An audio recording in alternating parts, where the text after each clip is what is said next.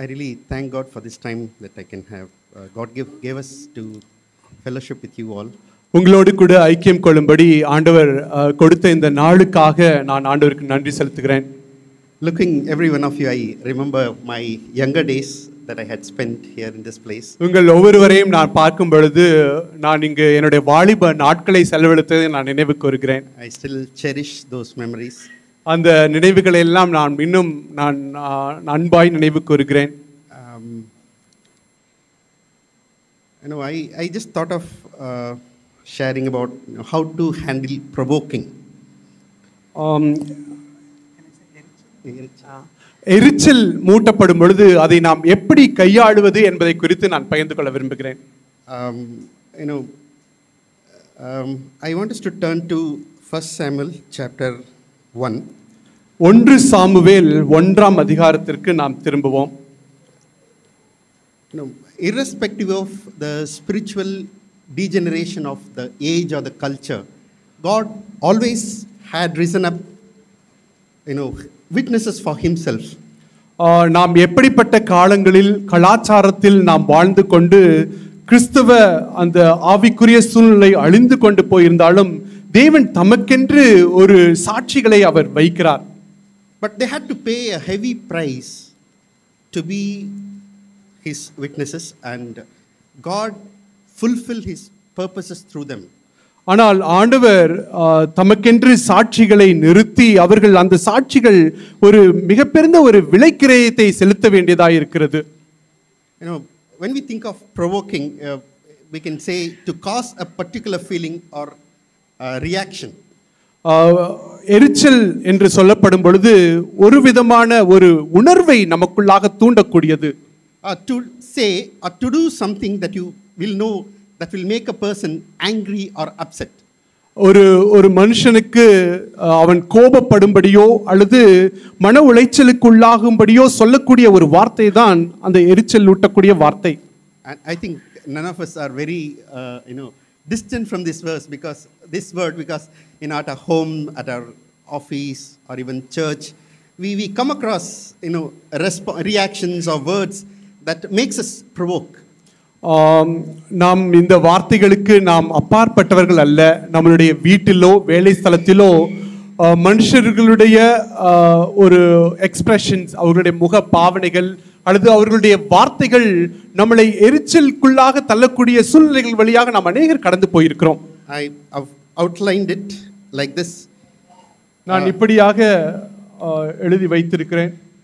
Purpose of provoking, எரிச்சல் மூட்டக்கூடியதன் நோக்கம், timeline or timeliness of provoking, எந்தெந்த காலங்களில் எரிச்சல் ஊட்டக்கூடியவைகள், effects of provoking, அந்த எரிச்சலின் விளைவுகள், how to respond to provoking, அதுக்கு நாம் எப்படி பிரதியுத்தரம் செலுத்துவது, and signs of overcoming provoking. அந்த எரிச்சலை மேற்கொள்வதற்கான அடையாளங்கள். I want us to look 1 Samuel chapter 1 verse 6. 1 Samuel 1ஆம் அதிகாரம் 6ஆம் வசனம். Her rival, however, would provoke her bitterly to irritate her because the Lord has closed her womb. கர்த்தர் அவள் கற்பத்தை அடைத்தபடியினால் அவளுடைய சக்கலத்தி அவள் துக்கப்படும்படியாக அவளை மிகவும் விசனப்படுத்துவாள். Now we read about a family. இங்கு நாம் ஒரு குடும்பத்தை குறித்து நாம் வாசிக்கிறோம். I think Samuel, the son, writes about the family. He introduces his family. Yeah. Samuel introduces his family, his father, his mother, his aunt, like this. தன்னுடைய Samuel தீர்க்கதரிசி தன்னுடைய தகப்பன், தன்னுடைய தாய், தன்னுடைய பெரியம்மா இவர்களை குறித்து இப்படியாக அறிமுகப்படுத்துகிறார்.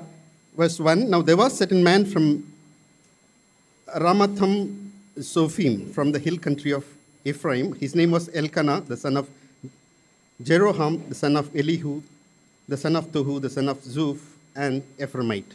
1ஆம் அதிகாரம் 1ஆம் வசனத்திலே சாமுவேல் இப்படியாக அவர்களை அறிமுகப்படுத்துகிறார். எப்பிராயிம் மலை தேசத்தில் இருக்கிற சோப்பிம் என்னப்பட்ட ரமதாயும் ஊரான் ஆகிய ஒரு மனுஷன் இருந்தான். அவனுக்கு எல்கானா என்று பேர். அவன் எப்பிராயிமினாகிய சூப்புக்கு பிறந்த தோகுவின் குமாரனாகிய எலிகூவின் மகனானான், எரோகாமின் புத்திரன். Then he speaks about his 2 wives. அதற்கு பின்பாக அவனுடைய 2 மனைவியை குறித்து பேசுகிறார். Then he speaks about one had children, other one doesn't have any child. அதிலே ஒருவனுக்கு பிள்ளை உண்டு, இன்னொரு விக்திக்கு பிள்ளை இல்லை. Then we read about his character. He's a godly man. He goes to, as family, they go to sacrifice in the temple of God every year. அதற்கு பின்பாக அந்த தகப்பனுடைய குணாதிசயத்தை குறித்து அங்கு எழுதுகிறார். அவர் கர்த்தரை பணிந்து கொள்ள அவருக்கு பலியிட வருஷம் தோறும் தன் ஊரிலிருந்து போய் வருவான். அவனுக்கு தேவனுக்கு பயந்த மனுஷன் என்று சொல்லுகிறார். Then verse 6 we talk about, we read here, her rival however would provoke her bitterly to irritate her because the Lord had closed her womb. 6ஆம் வசனத்திலே கர்த்தர் அவள் கற்பத்தை அடைத்தபடியினால் அவளுடைய சக்களத்தி அவள் துக்கப்படும்படியாக அவளை மிகவும் விசனப்படுத்துவாள். Here we see the purpose. The purpose of any provoking or attack is to bring someone into grief or to irritation. ஆகவே இங்கு விசனப்படுத்துவது என்பதனுடைய நோக்கத்தை நாம் இங்கு தெளிவாக பார்க்கிறோம். விசனப்படுத்தப்படும் பொழுது ஒருவரை துக்கப்படும்படியாக அல்லது மன உளைச்சலுக்குள்ளாக ஏற்படுத்தும்படியே விசனப்படுத்துகிறோம். It cannot cause any good. அது எந்த ஒரு நன்மையையும் செய்ய முடியாது. It cannot build one. அது யாரையும் கட்டவும் முடியாது. Rather it only breaks. அது அங்கு உடைத்து நொறுக்கத்தான் செய்யும். It grieves the person. அந்த நபரை துக்கப்படுத்தும். The source and provoking is of the devil. விசனப்படுத்துவது யாரிடத்திலிருந்து வருகிறது என்றால் அது சாத்தானிடத்திலிருந்தே வருகிறது. He uses the family members. அது குடும்பத்தில் உள்ள நபர்களை உபயோகப்படுத்துகிறான். Or he uses, sometimes he even uses the family members of the church. அல்லது சபையில் உள்ள சபை குடும்பத்தாரில் உள்ள யாரோ ஒருவரை அவன் பயன்படுத்துகிறான். He uses people from workplace. அல்லது வேலை ஸ்தலத்திலிருந்து ஒருவனை பயன்படுத்துகிறான். He uses any of the relatives. அல்லது யாரோ ஒரு சொந்தக்காரர்களை உறவினர்களை அவன் பயன்படுத்துகிறான். Neighbors, பக்கத்து வீட்டுக்காரர்களை. Anybody can cause, anybody can irritate us, anybody can provoke us. யாராகிலும் நம்மை விசனப்படுத்த முடியும், யாராகிலும் நம்மை எரிச்சல் ஊட்ட முடியும். It's good that people can provoke us, but we should be able to learn to handle it. மற்றவர்கள் நம்மை விசனப்படுத்துவதோ எரிச்சல் ஊட்டுவதோ நல்லதுதான். அதை நாம் எப்படி கையாளுவது என்பதை நாம் கற்றுக்கொள்ள வேண்டும். We read here the timeline of provoking. When provoking, when we are affected by it. ஆகவே நாம் இந்த விசனப்படுத்துவது எரிச்சல் ஊட்டுவதனாலே நாம் எப்பொழுது பாதிக்கப்படுகிறோம் என்பதை குறித்து நாம் பார்க்கிறோம். Verse 7. 7ஆம் வசனம். And it happened year after year, as often as she went up to the house of the Lord, she would provoke her. So she, 7ஆம் வசனம், அவள் கர்த்தருடைய ஆலயத்திற்கு போகும் சமயத்தில் அவள் வருஷம் தோறும் அந்த பிரகாரமாய் செய்வாள். It never stops. அது ஒரு காலம் நிறுத்தப்படவில்லை. Provoking never leaves any opportunity. அந்த விசனப்படுத்துவது என்பது எந்த ஒரு சூழ்நிலையும் விட்டுவிடாது. Normal time, சாதாரண நேரங்கள், time of festival, ஒரு பண்டிகை நேரம், time of devotion, ஒரு பக்தியின் நேரம், time of celebration, ஒரு கொண்டாடக்கூடிய ஒரு நேரம், time of time, even time of grief, ஒரு துக்கப்படக்கூடிய நேரம். it never leaves any place. At home, அது எந்த ஒரு சந்தர்ப்பத்தையும் வீட்டிலோ அல்லது எங்குமோ எந்த ஒரு சந்தர்ப்பத்தையும் விட்டுவிடாது. at church, சபை, at gatherings, கூடுகை, everywhere, எல்லா இடங்களிலும். it acts through people. அது ஜனங்கள் மூலமாக கிரியை செய்கிறது. It acts through mind. மனதின் மூலமாக வேலை செய்கிறது. In sometimes when we are alone, we are being provoked. அல்லது ஒரு சில நேரங்களில் நாம் தனியாக இருக்கும் பொழுது நாம் தூண்டப்படுகிறோம், எரிச்சல் அடைகிறோம். But only one condition, it is continuous, it never stops. ஆனால் அது தொடர்ந்தேச்சியாக நடந்து கொண்டிருக்கிறது, அது நிறுத்தப்படாது. See, one of the characteristics is it mostly it takes by comparison. comparison. இதுக்கு எதன் மூலமாக இது நடக்கிறது என்றால் இப்படி தூண்டப்படுவது, எரிச்சல் ஊட்டப்படுவது, இது எல்லாமே நாம் மற்றவர்களோடு கூட ஒப்பிட்டு பார்க்கும் பொழுது அது நடக்கிறது. What I have that you don't have. உன்னிடத்திலே இல்லாத ஒன்று எனக்கு என்ன இருக்கிறது? What I am you are not. நான் என்னிடத்திலே இருக்கிறது உன்னிடத்தில் இல்லை, நான் எப்படிப்பட்டவனோ நீ அப்படிப்பட்டவள் இல்லை. What I don't have you have. என்னிடத்தில் இல்லாதது உன்னிடத்தில் இருக்கிறது. If it's something good, what I have you don't have. ஏதோ ஒரு நல்ல ஒரு காரியம் அது என்னிடத்தில் இருக்கிறது ஆனால் உன்னிடத்தில் இல்லை. If something bad, what I don't have you have. ஒரு மோசமான ஒரு காரியம் என்றால் அது உன்னிடத்தில் இருக்கிறது, அது என்னிடத்தில் இல்லை. As we see, the source of provoking is pride, self-sufficiency and boasting. ஆகவே இந்த தூண்டப்படுவது, எரிச்சல் ஊட்டுவது என்பதற்கு அது பிறப்பிடம் ஒரு பெருமை, ஒரு தன்னைத்தானே புகழ்ந்து கொள்ளக்கூடியது, தான் போதுமென்று இருக்கக்கூடிய அந்த ஒரு நிலைமையிலிருந்து தான் இப்படி தூண்டக்கூடிய காரியங்கள் பிறக்கிறது. And we see, we are, let's look what provoking can cause us. ஆகவே இப்படி தூண்டுகிற காரியங்கள், விசனப்படுத்துகிற காரியங்கள் என்ன செய்கிறது என்பதை நாம் பார்க்கலாம். Verse 7, last portion. So she wept and would not eat. 7ஆம் வசனத்தின் கடைசி பாகம், அப்பொழுது அவள் சாப்பிடாமல் அழுது கொண்டிருப்பாள். Then Elkanah her husband said to her, Hannah, why do you weep and why do you not eat and why is your heart sad? Am I not better to you than 10 sons? 8ஆம் வசனம், அவள் புருஷனாகிய Elkanah அவளை பார்த்து, அன்னாளே ஏன் அழுகிறாய், ஏன் சாப்பிடாது இருக்கிறாய், ஏன் சஞ்சலப்படுகிறாய், 10 குமாரரை பார்க்கிலும் நான் உனக்கு அதிகம் அல்லவா என்றான். It affects us mentally, emotionally, spiritually. நம்மை மனதளவிலே, சரீர பிரகாரமாக, ஆவிக்குரிய பிரகாரமாக நம்மை அது பாதிக்கிறது. When we are provoked, we lose the care and interest in ourselves. நாம் தூண்டப்படும் பொழுது, விசனப்படுத்தப்படும் பொழுது நம்மீது நாம் கொண்டிருக்கக்கூடிய ஒரு ஆர்வத்தையும் அக்கறையையும் நாம் இழந்து விடுகிறோம். We would hate ourselves. நம்மை நாமே நாம் வெறுக்கிறோம். We hate others, we hate situations, we hate people. நாம் மற்றவர்களை வெறுக்கிறோம், சூழ்நிலைகளை வெறுக்கிறோம். See here, the body, soul, spirit, which is to be really cherished and valued by God, but rather she's thinking, I don't want to eat. நம்மளுடைய ஆவி, ஆத்மா, சரீரம் தேவனால் மிகுந்த விலையேற பெற்றதாய் பார்க்கக்கூடிய அந்த சரீரத்தை அவள் அக்கறையோடு பார்க்காமல் தனக்கு சாப்பிட மனதில்லாது இருக்கிறாள். Her heart is grieved. She says, I want to weep. அவள் இருதயம் விசனமடைந்து நான் அழ வேண்டும் என்று அவள் நினைக்கிறாள். I know, he's saying, am I not better to you than 10 sons? Her husband is asking her. தன்னுடைய புருஷன் அவளை பார்த்து கேட்கிறாள், 10 குமாரரை பார்க்கலும் நான் உனக்கு அதிகம் அல்லவா? Rather than happy and being thankful of what the Lord has given us, we would be filled with self-provoking. நாம் தேவன் நமக்கு செய்த, நமக்கு கொடுத்திருக்கக்கூடிய காரியங்களுக்கு நன்றியுள்ளவர்களாய் இருப்பதை காட்டிலும் நாம் தூண்டப்பட்ட காரியங்களினாலே விசனம் அடைந்தவர்களாய் நாம் இருப்போம். What happens is, initially provoking is through people. It happens through people. ஆரம்பத்திலே மற்றவர்கள் நம்மை எரிச்சல் ஊட்டக்கூடிய, தூண்டக்கூடிய காரியம் மற்றவர்கள் மூலமாக நம்மளுடைய வாழ்க்கையிலே நடக்கிறது. Over the time, and it affected, what will happen? It will enter into our minds. We ourselves would treat ourselves as others treat us. நாட்கள் போக போக இந்த காரியம் என்ன நடக்கிறது என்றால், மற்றவர்கள் நம்மை எப்படி நடத்துகிறார்களோ அதே விதமாக நாமும் நம்மை நடத்த ஆரம்பிக்கிறோம். We would start seeing ourselves as others see us.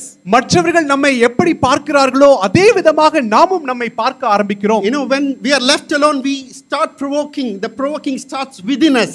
நாம் தனியாக விடப்படும் பொழுது அந்த தூண்டுதலானது, எரிச்சலானது நமக்குள்ளாகவே ஆரம்பிக்கிறது.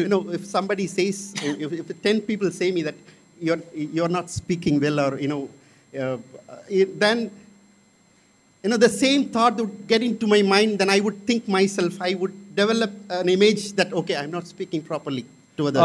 ஒரு 10 பேர் நம்மை பார்த்து நான் மற்றவரிடத்திலே நான் சரியாக பேசுவதில்லை என்று சொல்ல ஆரம்பித்தார்கள் என்றால், நானே எனக்குள்ளாக இப்பொழுது என்ன நினைக்கிறேன் என்றால், நான் சரியாக பேசுவதில்லை. Instead of raising the voice to resist it, what happens is the same voice that speaks from within us, it hurts us. We start provoking ourselves, what is called self-provoking. நாம் நம்முடைய சத்தத்தை உயர்த்தி நம்மை விசனப்படுத்தக்கூடிய காரியங்களை உயர்த்தி அடக்க வேண்டியவர்கள் நாமாகவே நம்முடைய சத்தத்தை நாம் நம்மளுடைய விசனத்தினாலே நாம் அடக்கி வைத்து நம்மை நாமே பாதித்துக் கொள்கிறோம். You know, I think so far we have seen three things. இதுவரைக்கும் நாம் மூன்று காரியங்களை நாம் பார்த்திருக்கிறோம். What is the purpose of provoking? We saw it. நாம் விசனப்படுத்தப்படுவதின் நோக்கம் என்ன? It is only to cause us, irritate us, or to grieve us. நம்மை துக்கப்படுத்துவதற்கோ அல்லது எரிச்சல் அடைய பண்ணுவதற்கோ என்றே செய்யப்படுகிறது. It can never do any good to us. It can never build us. Rather, it harms us. It breaks us. அது எந்த ஒரு நன்மையும் நமக்கு செய்ய முடியாது. மாறாக நமக்கு அது துக்கத்தையும் நமக்கு ஒரு அழிவையும் நம்மை கட்டக்கூடிய ஒரு காரியமாகவே இருக்காது. The second thing that we saw is provoking. It never leaves any opportunity. It speaks us through all the time, all situations. It never leaves any place, any time, and it affects us all the time. இரண்டாவதாக நாம் பார்த்தது இந்த தூண்டக்கூடிய பகுதி நேரங்கள் எந்த ஒரு சந்தர்ப்பத்தையும் இழந்து விடாது. எல்லா சூழ்நிலைகளிலும் எல்லா இடங்களையும் அது பயன்படுத்திக் கொள்ளும். And we also saw that this provoking, it affects us emotionally, physically, spiritually, mentally. மூன்றாவதாக இந்த விசனப்படுத்துவது எரிச்சல் ஊட்டக்கூடிய காரியங்கள் நம்மை ஆவிக்குரிய பிரகாரமாக சரீர பிரகாரமாக மனதளவிலே நம்மை பாதிப்படைய செய்கிறது. Rather than being thankful of what the Lord has given, we would tend to hate ourselves, or even we would tend to start self-provoking. நாட்கள் போக போக நம்மை நாமே நாம் பாதுகாத்துக் கொள்ள வேண்டியவர்கள் இப்பொழுது நம்மை நாமே எரிச்சலுக்குள்ளாக விசனப்படுத்துகிறவர்களாக நாம் மாறிவிடுவோம். But what is the solution? அதற்கு தீர்வு என்ன? What is how to overcome it? அதை எப்படி மேற்கொள்வது? I want us to read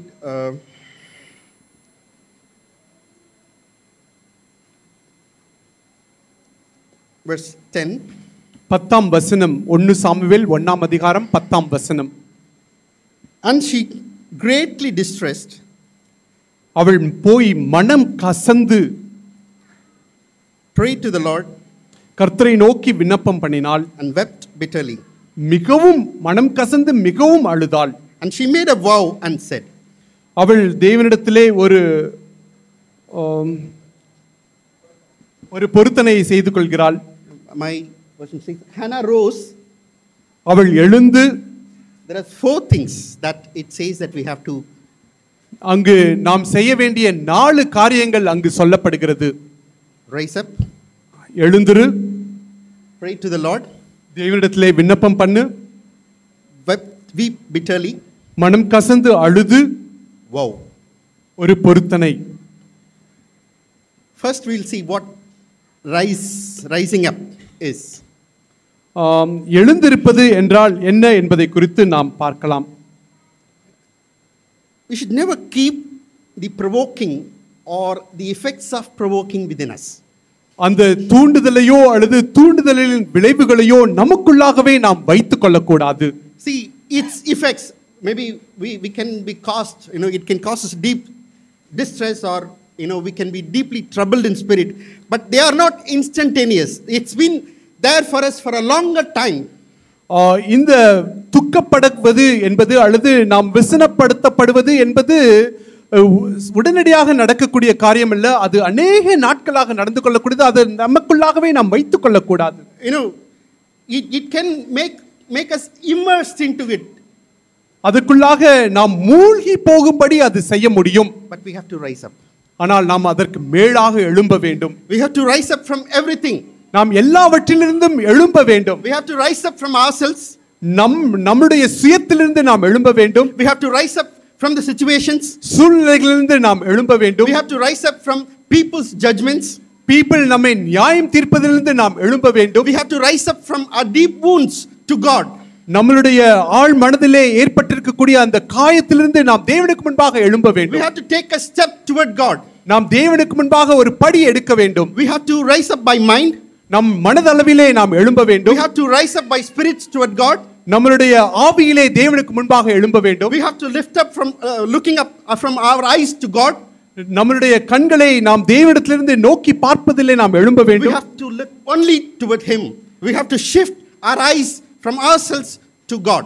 நம்முடைய கண்களை நம்மை நோக்குவதிலிருந்து எடுத்து தேவனை நோக்குவதற்கு நேராக நாம் எழும்ப வேண்டும். We have to rise up. நாம் எழும்ப வேண்டும். We should never allow those situations. We should never allow that provoking to beat us down. நான் அந்த விசனப்படுத்தக்கூடிய காரியங்கள் சூழ்நிலைகள் நம்மை அமுக்கும்படி நாம் அனுமதிக்க கூடாது. The second thing she did was she prayed to the Lord. இரண்டாவது காரியம் அவள் விண்ணப்பம் பண்ணினாள். Now we have to express ourselves to the Lord. நம்மை நாமே தேவனுக்கு நம்மை விவரித்து வெளிப்படுத்தக்கூடியவர்களாக நாம் இருக்க We வேண்டும். have to tell him our emotions. நம்மளுடைய மனதளவிலே நம்மளுடைய உணர்வுகளை நாம் தேவனுக்கு தெரியப்படுத்த We வேண்டும். have to tell him our thoughts. நம்மளுடைய சிந்தைகளை அவருக்கு தெரியப்படுத்த வேண்டும். We have to tell how we feel. நாம் எப்படி உணர்கிறோம் என்பதை அவருக்கு நாம் சொல்ல We வேண்டும். have to tell him how we feel of ourselves. நம்மை குறித்து நாம் எப்படி உணர்கிறோம் என்பதை நாம் சொல்ல We வேண்டும். have to tell him of our miseries. நம்மளுடைய துக்கங்களை குறித்து நாம் அவரிடத்திலே சொல்ல We வேண்டும். have to tell him of our own response to that particular situation to God. அந்த குறிப்பிட்ட சம்பவத்திலே நம்மளுடைய பிரதியுத்தரம் எப்படி இருக்கிறது என்பதை குறித்து நாம் தேவனிடத்திலே We தெரியப்படுத்த have to வேண்டும். tell him what do we hear of what others say. நம்மை குறித்து மற்றவர்கள் சொல்வதை நாம் எப்படி கேட்கிறோம் என்பதை குறித்து நாம் ஆண்டவரிடத்திலே சொல்ல Or வேண்டும். even we have to tell him what do we think that what others say.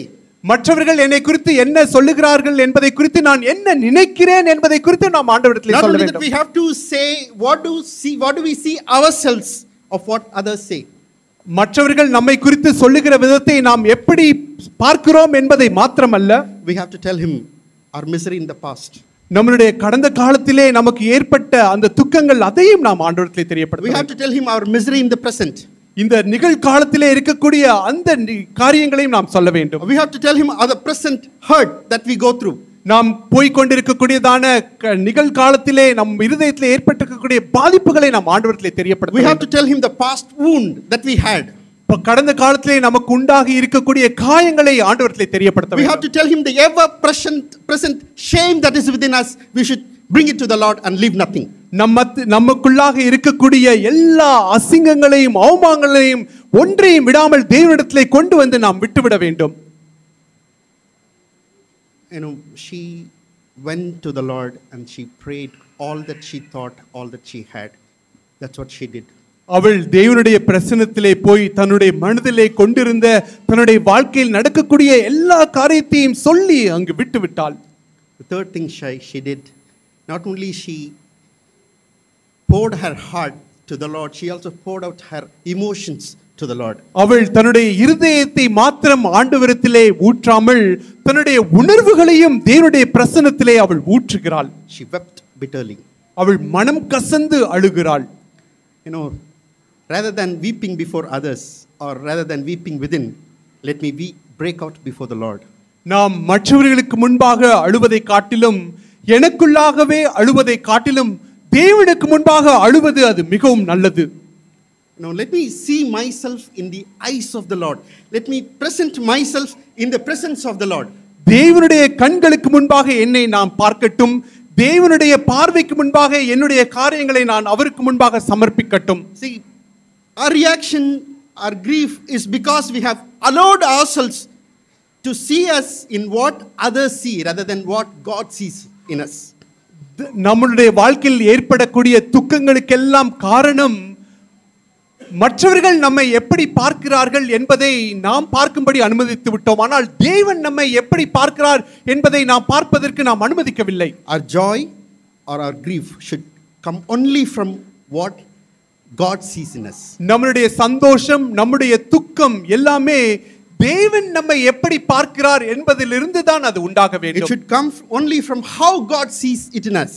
தேவன் நம்மை எப்படி பார்க்கிறார் என்பதிலிருந்து தான் இவைகள் எல்லாம் ஆரம்பிக்க வேண்டும். It should never come from what others see in us or what we ourselves see within us.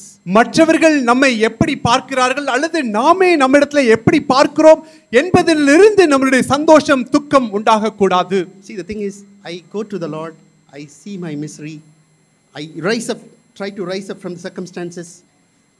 I look only God.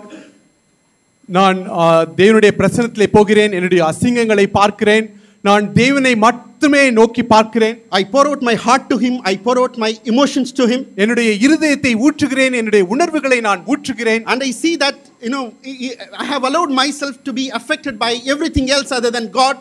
தேவனை தவிர மற்ற எல்லாவற்றினாலும் நான் பாதிக்கப்படும்படிக்கு நான் என்னை அனுமதிக்கிறேன். See, I fail to see that I belong to God. நான் தேவனுக்கு உரியவள் என்பதை பார்ப்பதற்கு நான் மறந்து விடுகிறேன். I fail to see that, I'm purchased by the Lord. He has poured out his blood for me to purchase me. I'm purchased, I'm redeemed. தேவனுடைய இயேசு கிறிஸ்துவினுடைய இரத்தத்தினால் நான் மீட்கப்பட்டிருக்கிறேன், அவரால் நான் சம்பாதிக்கப்பட்டிருக்கிறேன் என்பதை நாம் மறந்து விடுகிறோம். I forget I belong to God alone, but everything else I have given prominence. நான் தேவனால் நான் மீட்கப்பட்டிருக்கிறேன் என்பதை நாம் மறந்து விடுகிறோம். I see the rightful ownership of the Lord in me. தேவன் என் மீது அவர் கொண்டிருக்கக்கூடிய அந்த உரிமையை நான் பார்க்கிறேன். The fourth thing that I see it, I vow myself to the Lord. நான்காவதாக நான் தேவனுக்கு முன்பாக ஒரு பொருத்தனையை செய்கிறேன். That's what she did. அதைத்தான் அன்னாள் செய்தாள்.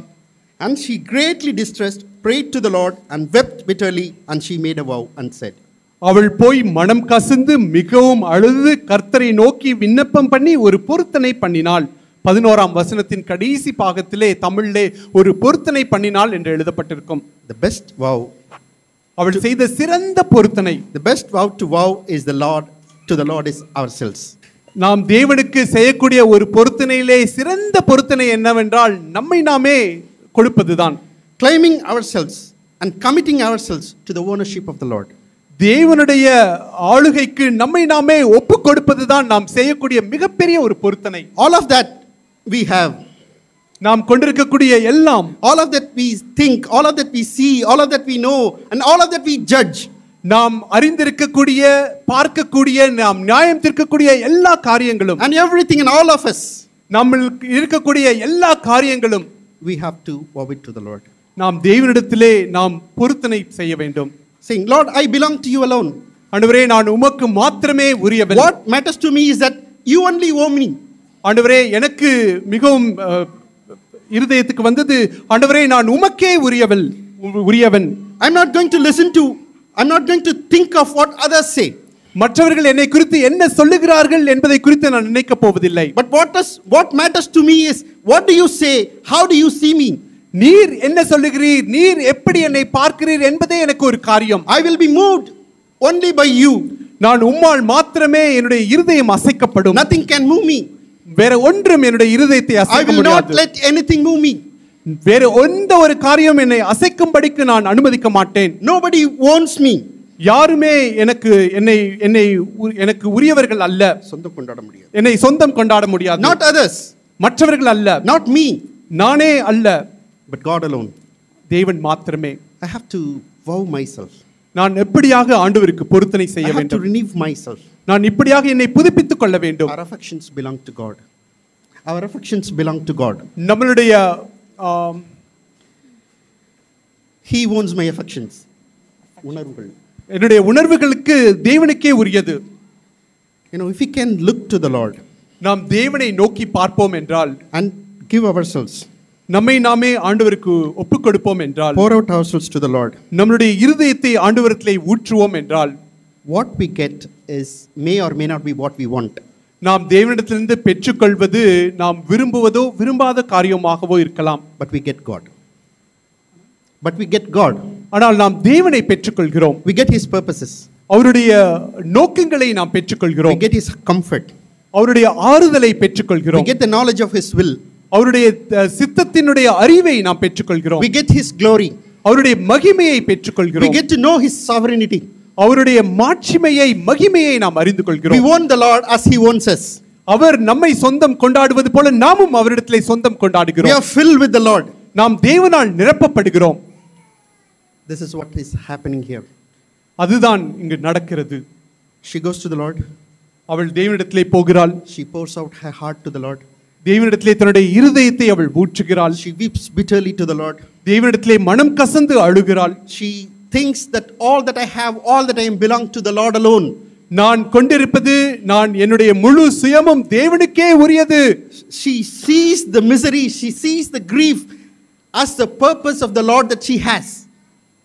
As the purpose of the Lord, as the will of the Lord for her life. அவள் கொண்டிருக்கக்கூடிய துக்கம், பாரம், வேதனை எல்லாமே தேவனுடைய பரிபூரண சித்தத்தினால் உண்டாயிருக்கிறது என்பதை அவள் பார்க்கிறாள். We see here in our cry, in our grieved heart, we will see what God can do. நம் துக்கம் நம்மளுடைய துக்க இருதயத்திலே தேவன் நம்மை குறித்து என்ன கொண்டிருக்கிறார் என்பதை நாம் பார்க்கிறோம், என்ன செய்ய முடியும் என்பதை பார்க்கிறோம். So the thing is, we are such proud people, we tend to vow to the Lord what we have.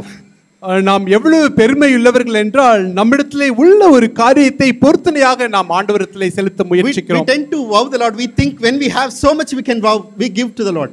நாம் அதிகமாய் கொண்டிருக்கும் பொழுது தேவனுக்கு பொருத்தனையாக ஒன்றை நாம் கொடுக்கலாம் என்று நாம் நினைக்கிறோம். The most difficult part is vowing ourselves to the Lord when we are in distress and when we feel we have nothing.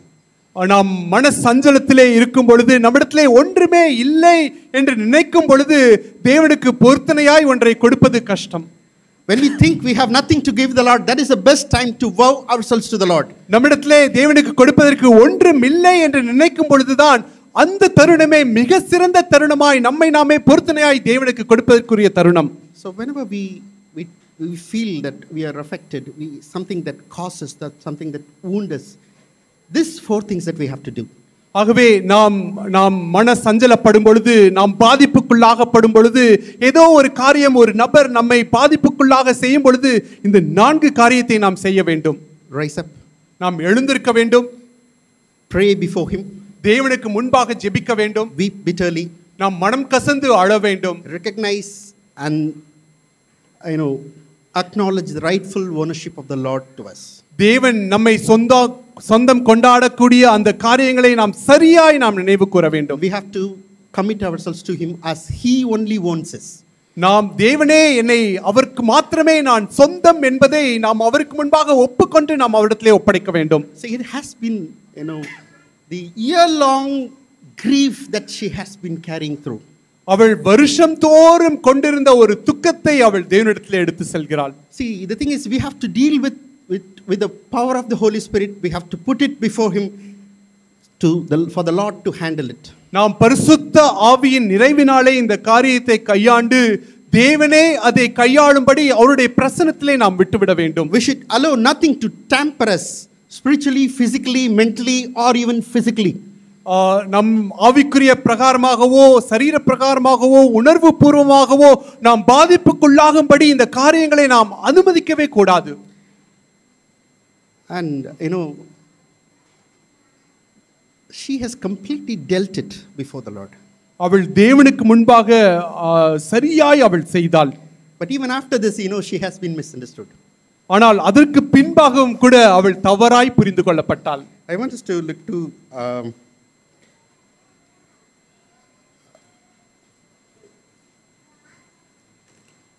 verse 12, verse 13, last portion. 13ஆம் வசனத்தின் கடைசி பாகம். So Eli thought she was drunk.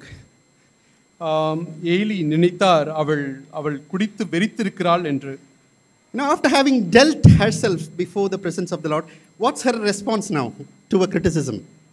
தேவனுக்கு முன்பாக தம்மை அப்படியே ஒப்புவித்து இப்பொழுது அதை தவறாய் புரிந்து கொள்ளப்பட்டு இப்பொழுது அவள் நடத்தப்படும் பொழுது அவளுடைய பிரதியுத்தரம் எப்படி இருக்கிறது? How she takes the criticism now after she owing herself to the Lord. தேவனுக்கு தம்மை பொருத்தனை செய்து கொண்டதுக்கு பின்பாக அவள் தம்மை குறித்து மற்றவர்கள் சொல்லக்கூடிய காரியத்தை அவள் எப்படி கையாளுகிறாள்? She responds in verse 15. 15ஆம் வசனத்திலே இப்படியாக பதில் சொல்கிறாள். No, my Lord, I am a woman oppressed in spirit. I have drunk neither wine nor strong drink, but I have poured out my soul before the Lord. Do not consider your maidservant as a worthless woman, for I have spoken until now out of my great concern and provocation. 15-16 வசனங்கள். அதற்கு அன்னாள் பிரதியுத்தரமாக, அப்படி அல்ல என் ஆண்டவனே, நான் மனக்கிலேசமுள்ள ஸ்திரீ, நான் திராட்சை ரசமாகிலும் மதுவாகிலும் குடிக்கவில்லை, நான் கர்த்தருடைய சந்நிதியில் என் இருதயத்தை ஊற்றிவிட்டேன். உம்முடைய அடியாளை பேலியாளின் மகளாக எண்ணாதேயும், மிகுதியான விசாரத்தினாலும் கிலேசத்தினாலும் இந்நேரம் மட்டும் விண்ணப்பம் பண்ணினேன் என்றாள். She's in a position to explain herself. அவள் தம்மை விவரித்து சொல்லக்கூடிய ஒரு இடத்திலே அவள் இருக்கிறாள். See, when we start pouring out ourselves to the Lord, நம்முடைய இருதயத்தை தேவனுக்கு முன்பாக ஊற்ற ஆரம்பிக்கும் பொழுது, we no longer see ourselves in others' view. மற்றவர்களுடைய பார்வையின்படியே நம்மை நாம் பார்ப்பதில்லை. We start looking at us in the care, protection, purpose and the love of God. தேவனுடைய அந்த ஆளுகை, அவருடைய அக்கறை, அவருடைய பாதுகாப்பின் மூலமாக நம்மை நாம் பார்க்க ஆரம்பிக்கிறோம். We handle others with two ease. மற்றவர்களை நாம் எளிதாக நாம் கையாண்டு விடுகிறோம். We handle the situations with ease. நாம் சூழ்நிலைகளை எளிதாக கையாளுகிறோம். Apart from getting it, upset with us and others, we are filled with faith. நாம் மற்றவர்களினாலே மன உளைச்சலுக்கு உள்ளாகுவதற்கு பதிலாக விசுவாசத்தினாலே நம்மை நிறைத்துக் கொள்கிறோம். Her comfort was, her face was no longer sad, but it is a comfort in the Holy Spirit. அவளுடைய முகம் அதற்கப்புறம் ஒரு காலம் சோர்வா இல்லை, பரிசுத்த ஆவியினாலே நிறைந்ததாக காணப்பட்டது. Seeing only as the Lord sees and as the Lord evaluates us. அவள் தம்மை தேவன் எப்படி பார்க்கிறார், அவர் எப்படி நியாயம் தீர்க்கிறார் என்பதை குறித்தே அவள் பார்த்தாள். Being filled with his purposes and his glory is the only way to handle provoking. நாம் இந்த விசனப்படுத்தப்படுவதை எப்படி கையாள முடியும் என்றால், பரிசுத்த ஆவியினால் நிறைந்து தேவன் பார்க்கிற விதமாய் பார்க்கும்படியாகவே தான் நாம் கையாள முடியும். Year long deeply troubled spirit has gone away. வருஷம் தோறும் அவள் பாதிப்புக்குள்ளாகி இருந்த அந்த ஆவி இப்பொழுது காணப்படவே இல்லை. She is in the process of preparing the best gift for the Lord. தேவனுக்கென்று ஒரு சிறந்த பொக்கிஷத்தை கொடுக்கும்படியாக தயாரிக்கக்கூடிய ஒரு இடத்திலே அவள் இருந்தாள். My dear brothers and sisters, பிரியமான சகோதர சகோதரிகளே, we are not far from provoking. நாம் இப்படி தூண்டப்படுவதற்கு நாம் தூரமா இல்லை. And its effects has deeply affected and corrupted us. அதனுடைய பாதிப்பு நமக்குள்ளாக ஆழமாக நம்மை பாதிப்புக்குள்ளாக்கி இருக்கிறது. We have to rise up from those situations. அந்த சூழ்நிலைகளிலிருந்து நாம் எழும்ப வேண்டும். We have to continually go to the Lord and keep on praying with faith. நாம் தேவனிடத்திலே தொடர்ந்து சென்று விசுவாசத்தோடு கூட நாம் அவரிடத்திலே ஜெபிக்க வேண்டும். We have to claim the rightful ownership of God in our lives. தேவன் நம்முடைய வாழ்க்கையிலே அவர் சரியாய் சொந்தம் கொண்டாடக்கூடிய காரியத்தை நாம் உரிமையாய் எடுத்துக்கொள்ள வேண்டும். We have to vow ourselves to the Lord. தேவனுக்கு முன்பாக நம்மை நாமே பொருத்தனையாய் செலுத்த வேண்டும். We have to be filled with the purposes and knowledge of his will and the Lord's ability to use even this situation for his glory. நாம் தேவனுடைய பரம சித்தத்தின் அறிவையும் அவருடைய நோக்கங்களையும் நாம் எடுத்துக்கொண்டு அவர் நம்மை இந்த சூழ்நிலைகளை எப்படி பயன்படுத்த முடியும் என்பதை நாம் பார்ப்பவர்களாக இருக்க வேண்டும். See, she was not an ordinary woman. அவள் ஒரு சாதாரண ஒரு ஸ்திரீ அல்ல. She had a very deep knowledge of God. தேவனை குறித்து சரியாய் ஆழமாய் ஒரு அறிவு கொண்டிருந்த ஒரு ஸ்திரீ. Even we read in chapter 2, her prayers express the most profound knowledge of God. அவளுடைய ஜெபத்தை குறித்து நாம் வாசிப்போம் என்றால் அவளுடைய ஜெபமே தேவனை குறித்ததான ஒரு ஆழ்ந்த அறிவை வெளிப்படுத்துகிறது. Even if we look at chapter 2 verse 10, she even prophesies about Christ. இரண்டாம் அதிகாரம் 10ஆம் வசனத்திலே இயேசு கிறிஸ்துவை குறித்தே அவள் தீர்க்கதரிசனமாய் சொல்லுகிறாள். She says here, the Lord will judge the ends of the earth and he will give strength to his king and will exalt the horn of his anointed. கர்த்தர் இரண்டாம் அதிகாரம் 10ஆம் வசனத்திலே கர்த்தர் பூமியின் கடையாந்தரங்களையும் நியாயம் தீர்த்து நாம் ஏற்படுத்தின ராஜாவுக்கு பலன் அளித்து நாம் அபிஷேகம் பண்ணினவரின் கொம்பை உயர பண்ணுவார் என்று துதித்தாள். Despite the deep profound knowledge of God that one has, தேவனை குறித்து ஒரு மனுஷன் கொண்டிருக்கக்கூடிய ஆழ்ந்த அறிவிற்கு அப்பாற்பட்டும், despite the godly life that one has, ஒருவர் கொண்டிருக்கக்கூடிய தேவ பக்தியுள்ள ஒரு வாழ்க்கைக்கு அப்பாற்பட்டும், the onslaught of provoking and fighting against provoking is to be continuous in our lives. நாம் இந்த விசனப்படுத்துவது தூண்டப்படக்கூடிய காரியங்களை நாம் கையாளுவது, நாம் அதனுடைய விளைவுகளை கையாளுவதை நாம் தொடர்ந்து செய்யக்கூடியவர்களாக நாம் இருக்க வேண்டும். Perhaps this spirit that was implanted in her this spirit that was implanted in her அவளுக்குள்ளாக நடப்பட்ட இந்த ஒரு ஆவி, ஊற்றப்பட்ட இந்த ஆவி had worked in the life of his son greatly. அவளுடைய மகளின் இந்த ஆவி, அவளுக்குள்ளாக இருந்த இந்த ஆவி அவளுடைய மகனின் வாழ்க்கையில் மிகவும் கிரியை செய்தது. May God give us.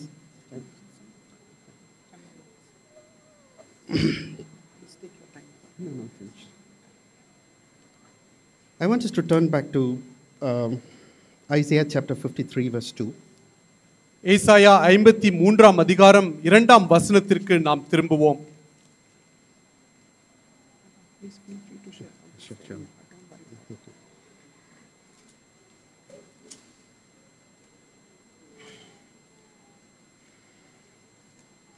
We have heard of it so many times, but I want to look at this in this view.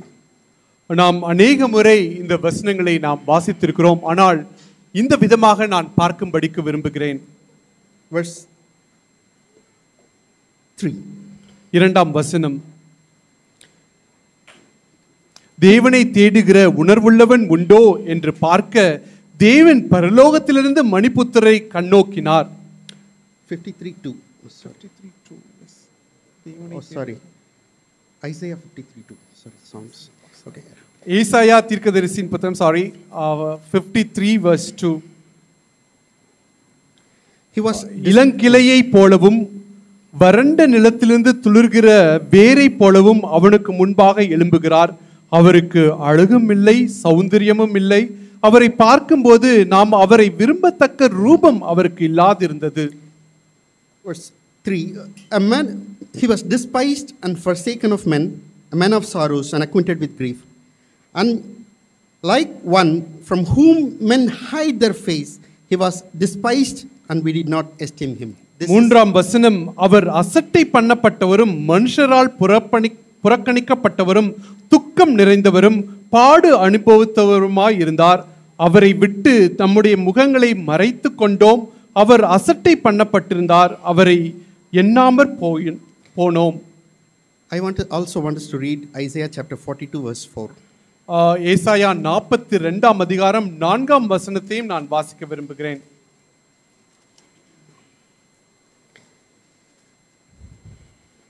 He will not be disheartened or crushed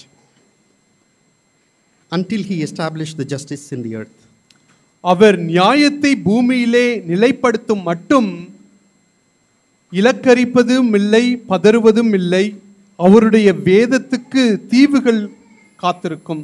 Despite the challenges that he had spiritually, physically, in all the affairs of his life, அவர் தம்முடைய வாழ்க்கையிலே ஆவிக்குரிய விதம் மற்ற எல்லா காரியத்திலும் அவர் கொண்டிருந்த சவால்களுக்கு மத்தியில், despite the rejection, that shame that he had to undertake, அவர் கொண்டிருந்த அசிங்கம் அவமானங்களுக்கும் மேலாக, one word that described his life is he will not be disheartened or crushed. அவரை குறித்து சொல்லப்படுகிற ஒரு வார்த்தை, அவர் இலங்கரிப்பதும் இல்லை, பதறுவதும் இல்லை. He has never been discouraged, அவர் சோர்ந்து போவதே இல்லை, or crushed.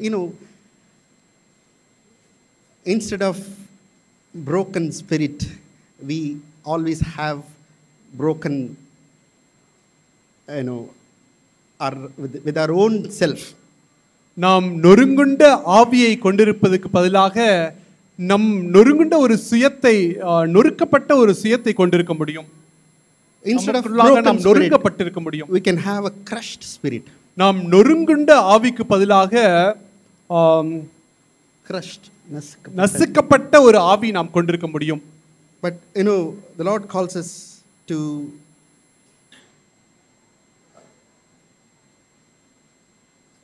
Second Corinthians chapter verse 10 verse 5. 2 கொரிந்தியர் 10ஆம் அதிகாரத்திலே நாம் இப்படியாக வாசிக்கிறோம்.